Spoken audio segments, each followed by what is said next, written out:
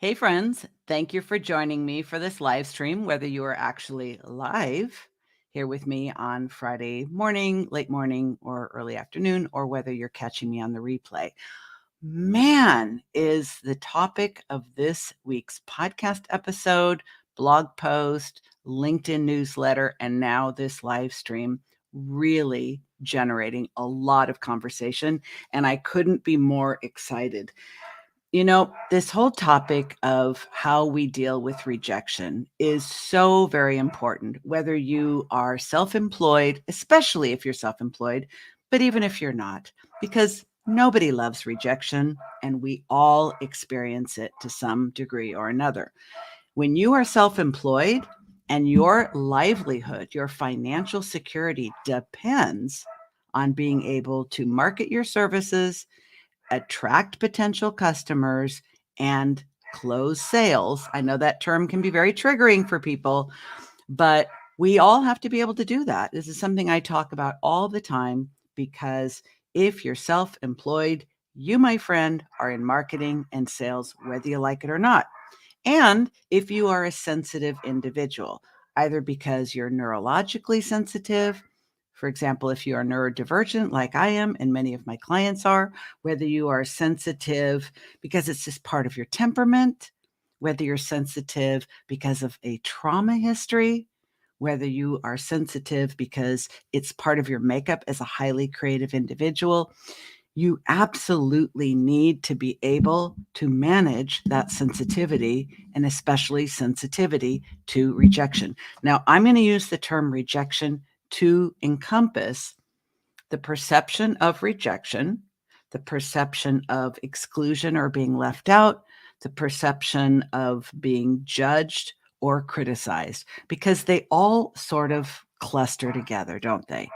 If we feel like other people are not interested in us, then we're going to assume that they're judging us, that they're criticizing us, that they're finding us lacking in some way, and they're not going to say yes to us. They're not going to date us. They're not going to befriend us. They're not going to invite us to their Labor Day potluck. They're not going to offer us a job. They're not going to recommend us. And they're not going to buy our stuff. So there's lots and lots and lots of opportunities to be rejected and to feel rejected. And that's one of the first points that I want to make in this particular live stream, because how we deal with rejection is all about the perception, not the reality. In truth, we don't get rejected nearly as often as we feel rejected. And if you are a sensitive individual, this can happen even multiple times a day without other people having any idea that you feel rejected by them. It can be in very tiny moments.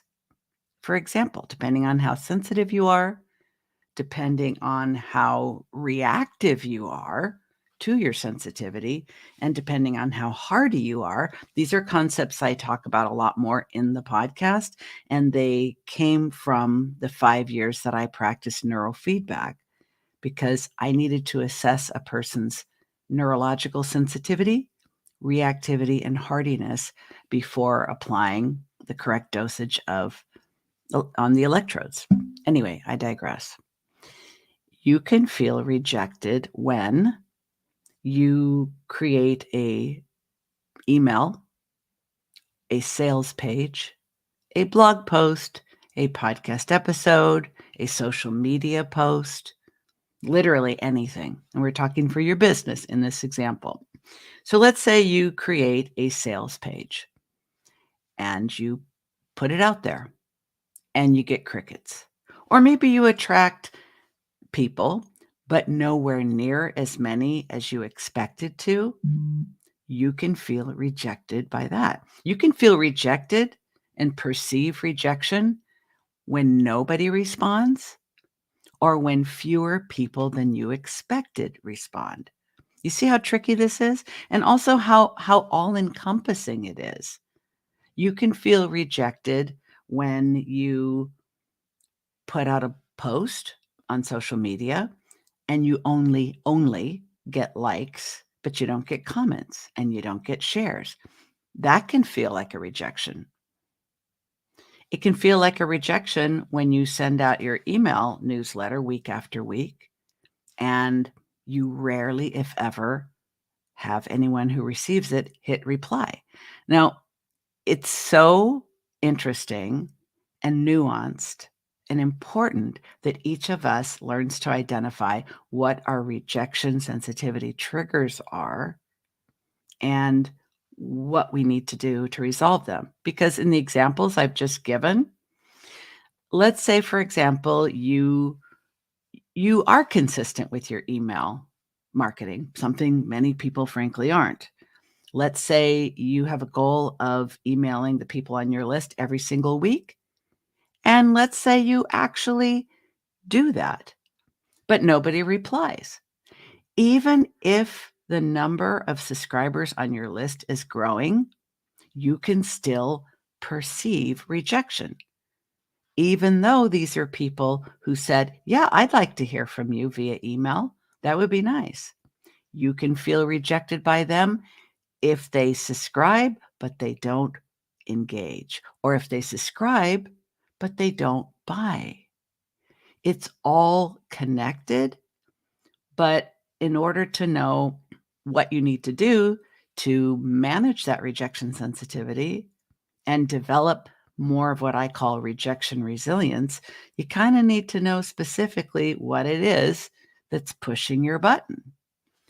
There are many people who have lots of buttons to be pushed, and that while they may be connected, they're separate offenses in their mind.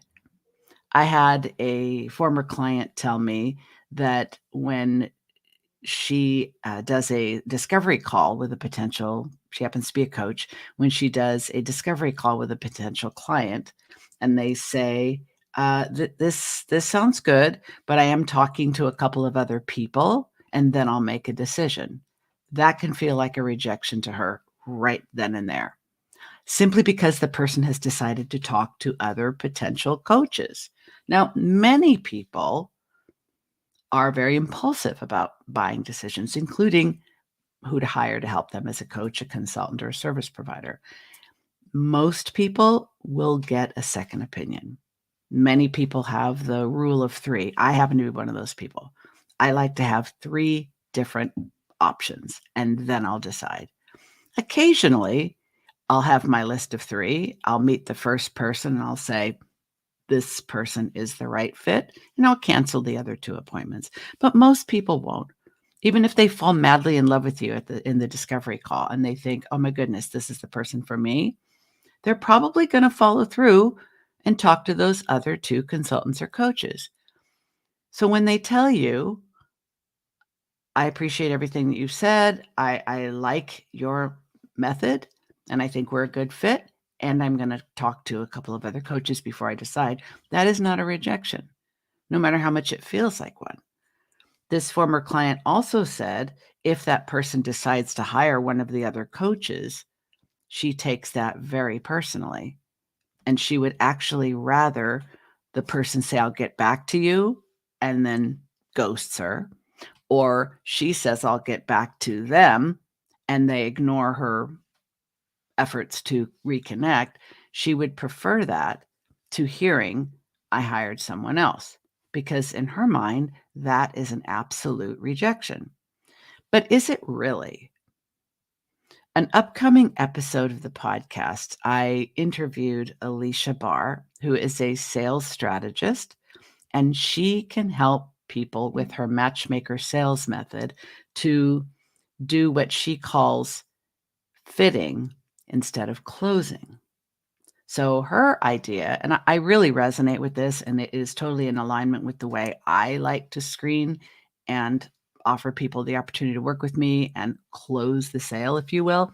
I never really think about it that way. I think about it the same way Alicia does, which is I try to be very thoughtful and intentional about the way I market myself so that I can attract people that are more likely to be a good fit for me.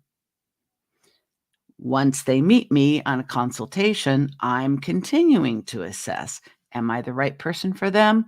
And are they a person that I can expect to have a good coaching relationship and a good outcome with? If I believe they are, then I will offer them the opportunity to work with me. If I don't think they are, I will give them suggestions for what I think might work better than hiring me. But it's totally up to them. And even if I think, wow, this person is not only a good fit, I would jump at the chance to work with them because I like their personality. I like the business that they have and that they want to transform. And I'm really excited about the prospect of partnering with them. Now I'm emotionally invested, right? Now I'm like in it, so to speak. It's be kind of like a first date where one person is like, yeah, no deal. And the other person is like, when can we see each other again? Tomorrow? That's awkward, uncomfortable. It can even be really cringy, but it doesn't have to be. There's absolutely nothing wrong with being excited about the prospect of working with someone and having that person reach a different conclusion. We can't possibly know whether we're actually right for them because we don't know what their criteria are. We know what their official criteria are. They might even tell us what that official criteria is. But something I learned many years ago as a psychotherapist is that the most important thing in determining whether working with a therapist will be beneficial for a specific individual comes down to goodness of fit, which is very subjective, very individual, and really hard to predict. Like, a friend of mine uses the expression often, "I'm just not feeling it." That kinda sums it up. Person could, on paper, have the exact right credentials you're looking for. They could come highly recommended from other people. You could actually even resonate with their blog posts or their YouTube channel or their podcast. And then when you meet them for that discovery call, that strategy call, that sales call, in my case, consultation, the magic is not there. It's like a carbonated beverage that's already flat before you open the can. And if that's how it feels to the other person, even if you are wildly enthusiastic about the prospect of working with them, do you actually think you should? Because when we feel rejected by someone, sometimes what's really going on is that meeting with you for the consultation reveals to them that they're actually not ready for someone with your level of expertise, or they're actually not ready to address the problems that they are talking to you about addressing together, or they actually don't have the resources of time and or money to work with you. But they probably aren't gonna reveal those things. They probably aren't going to disclose those things. So you are left with the opportunity, the obligation, and the challenge to make meaning of that outcome. This applies across the board, whether we are talking about a sales page, a launch of a program, a email, a discovery call, a sales conversation, any of these things. When our goal is to close the sale, our goal is to enroll 50 people in our next launch. Our goal is to get people to not only click the heart, but to say a few words and maybe even share it with someone else. We have expectations, don't we? Now, there's nothing wrong with goals. I love goals. And there's nothing wrong with expectations. We all have them. But when we have the goal of comments and shares, or engagement or sales, or we have a specific outcome in mind. Otherwise, we're wasting our time, right? But when we don't get the expected outcome, what we make that mean is really important. And I believe that each of us needs to take responsibility for managing what we make it mean. Human beings are storytellers, and we tell ourselves stories about what's happening when we don't know. We can't know. I mean, someone may tell you, well, actually, I really appreciate you spending this time meeting with me, but I can't afford you. Something they knew before they scheduled the meeting. And you still might feel rejected, even though the legitimate reason is they can't afford you. Maybe right now, maybe ever. Is that actually a rejection? In my mind, it isn't. In my mind, that's a person who's actually interested in you and would probably like to work with you, but to do so would compromise their financial situation. And they have enough restraint to not do that. Now, it's a whole other subject whether they should have scheduled that call with you at all, unless they had no idea what your pricing structure was until you revealed it on the call, which is why I let people know up front as part of the scheduling process. And there are many people who want to schedule a free consultation with me because they'd like to work with me, because they think that we'd be a good fit, because they believe I'm the person that can help them. And as part of the scheduling process, I share my pricing structure with them. There's a fair number of people that bail on the appointment right then and there, as they should. If they are not adequately resourced to work with me, they shouldn't go through with it. But people do all kinds of things that they shouldn't do. So do I, and so do you. So is it a rejection?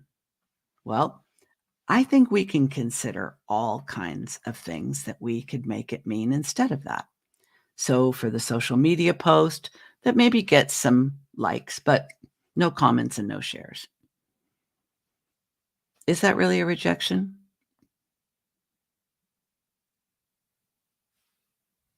It could also be that you have built an audience of really busy people who simply do not have the time to comment or share, but they like your stuff.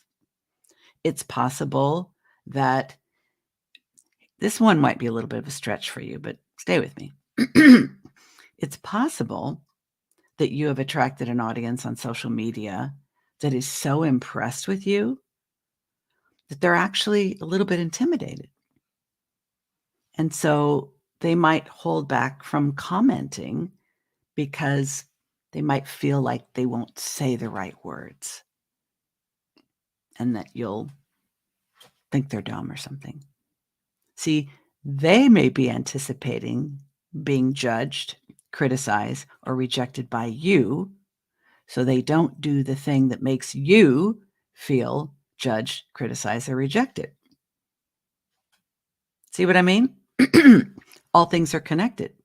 And if you happen to be neurodivergent, like I am, with ADHD and giftedness, or if you're on the autism spectrum, or you're ADHD and autistic, or you are a highly sensitive individual, or you have OCD, or you have generalized anxiety disorder, you couple that with a little bit of imposter syndrome and a big dose of perfectionism, this is going to be an issue for you.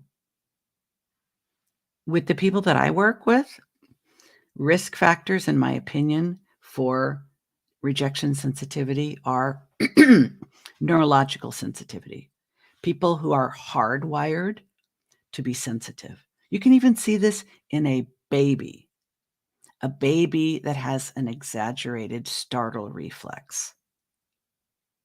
That can be a sign of neurological sensitivity.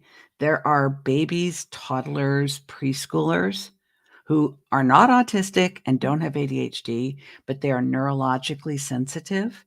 So they need a calming environment. They can't have clothing with too much texture. They're picky about foods. Like, it's one of the things that I think is so wonderful about humanity is there are many things we have in common, and there's an incredible amount of diversity.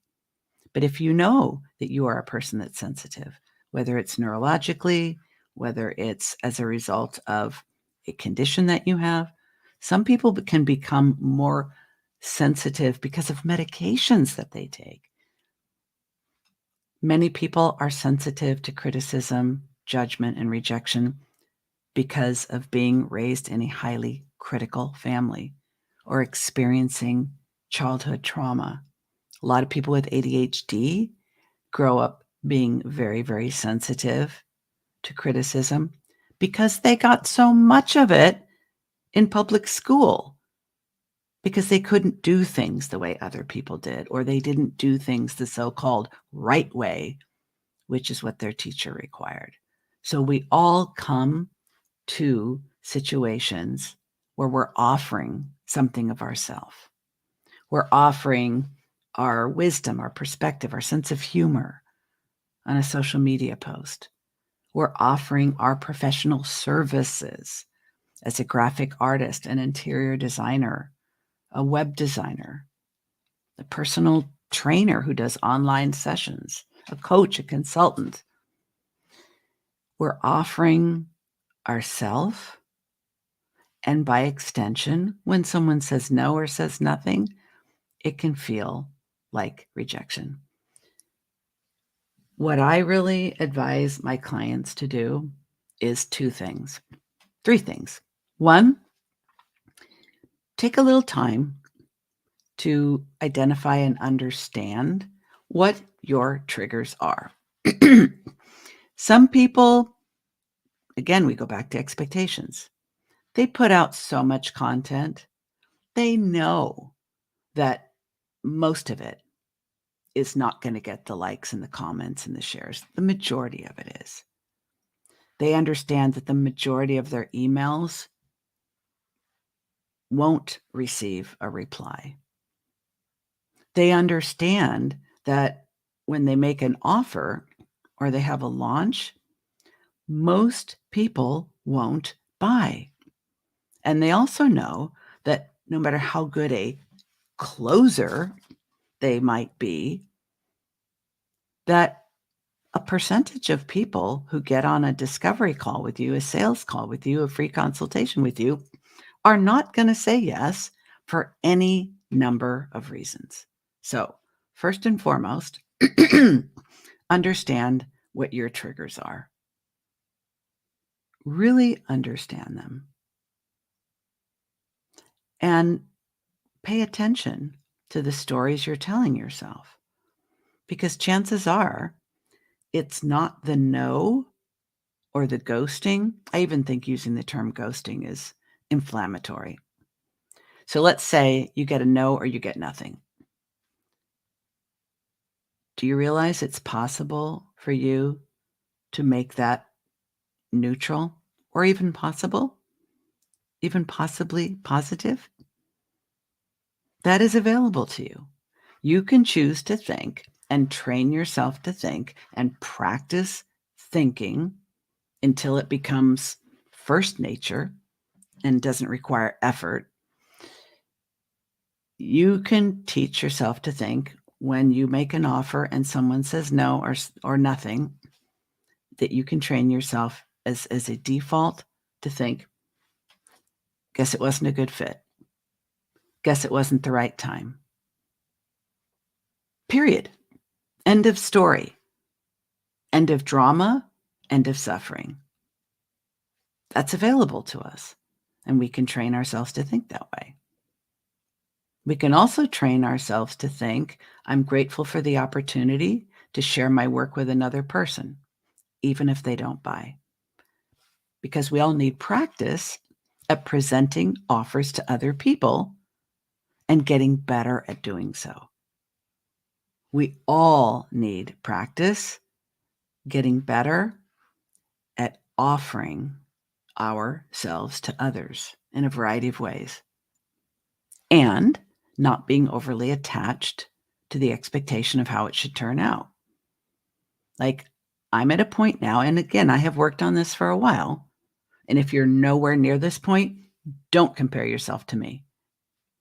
You could even think of this as aspirational if it resonates with you. But I have worked on this for a while, and it's been my goal to not feel hurt or disappointed when someone I want to work with says no or says nothing. And this could be not just offers to work with me. It could be that maybe I create a social media post that I think is freaking brilliant. I think it's the most interesting, clever, original, insightful, informative, like all the things. I think it's the best post I've ever created, like ever, ever. And it's crickets. I choose to respond mindfully, open, curious, and non-judgmental. Non-judgmental of myself for not getting the desired result, but non-judgmental of that result. Be like, that's so interesting. I really thought this was going to go viral. I really did. And yes, I'm disappointed. And I hold space for myself to be disappointed. I might even have a little mini tantrum or indulge in a little bit of comfort eating or just a little something, something. Or I might call my daughter or a friend and, whine a little bit. But then I want to engage curiosity to say, I wonder why that didn't turn out the way I thought it would. I wonder why people didn't respond to it the way I wanted them to and thought they would. And when I'm not judging either the lack of response or my own response to that, then I can actually employ my creative problem-solving abilities to figure out why I didn't get the result I wanted, and then do things differently next time. For me, that was the goal. The goal was to be able to experience situations without labeling them rejection, and as a result, diminish my own suffering by giving myself the opportunity to think differently about what happened. And because in every business and every life, there is genuine rejection. There are friends that break up with us, people divorce us, neighbors hate us. Things happen, things that are outside of our control. So, in addition to reframing our own expectations and reactions, I do believe we also, all of us, need to develop skills in rejection resilience. And so, to that end, a couple of the things that I really recommend I have a worksheet called Powerful Questions because I try to keep these live streams under 30 minutes. I'm not going to go into the details about it. I have found these to be incredibly valuable. And if you'd like me to send you a copy of them, just leave a message in LinkedIn or on YouTube and say, I'd like the Powerful Questions worksheet. Give me your email address and I'll make sure that you get it. The reason why these powerful questions are powerful questions and not just questions is because they do a pattern interrupt. Like your brain is going down the rabbit hole of, oh, the person said no or said nothing, and I'm such a loser, and I'm probably not cut out to be self-employed, and why does this happen to me? And any number of, mental nonsense scenarios that you might inflict upon yourself. But a powerful question kind of pierces that, stops it in its tracks, makes your brain go, huh? And then you start to think differently. It literally prevents you from being hijacked by the negative emotions that travel together with the experience of rejection or the perception of rejection. So all of a sudden now you're in creative problem solving mode in your mind. You are in thoughtful reflection mode. You are in a state of mindful awareness. I love these powerful questions. If that doesn't appeal to you, something else I highly recommend, you could get your hands on without giving me your email address if you'd rather not, is the affirmations app called Think Up. I recommend the free version because in the case of affirmations, more is not necessarily better. In my opinion, less is better because you're more likely to stick with less. Think Up is brilliant because it allows you to record affirmations in your own voice. You can also add like nature sounds and music and stuff. That's entirely up to you. You do you. I'm not going to tell you how I recommend you do it because I couldn't possibly know what's best for you. But what I love about the Think Up app is, and affirmations have been around since probably like the 70s, if not before.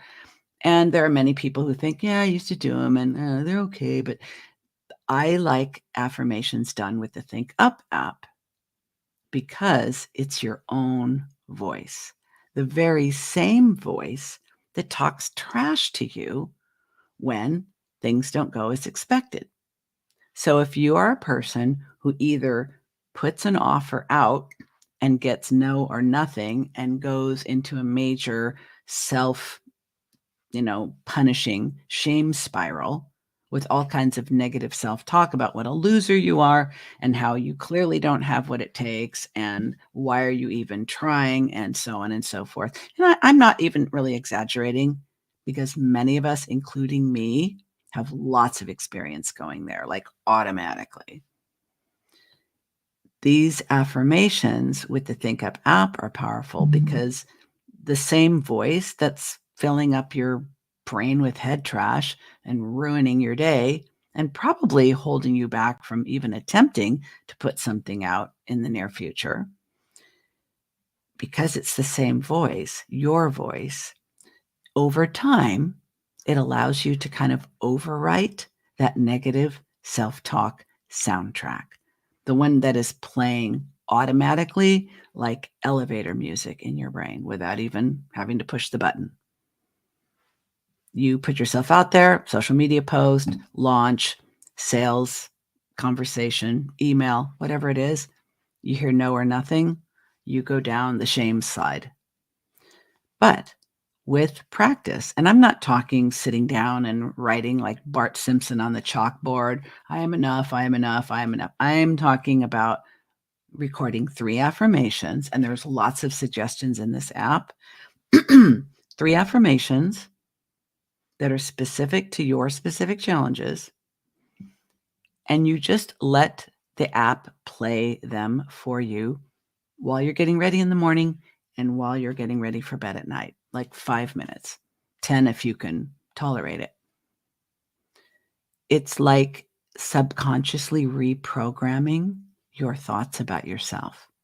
And the brilliance of this app is because since it's your own voice, and that voice is the same voice that you're talking trash to yourself with now, it's very effective at over time changing your opinion of yourself so that you can continue to share your work with the world.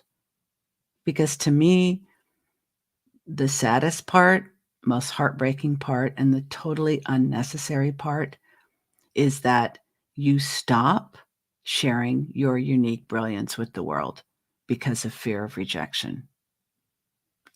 When that happens, everyone loses because what you have and who you are is special.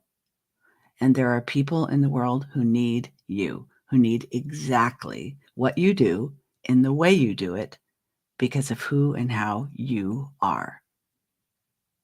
To hold back from sharing yourself with the world because you don't want to be criticized, judged, excluded, or rejected, not only do you lose, but your potential clients who want you and only you, they also lose.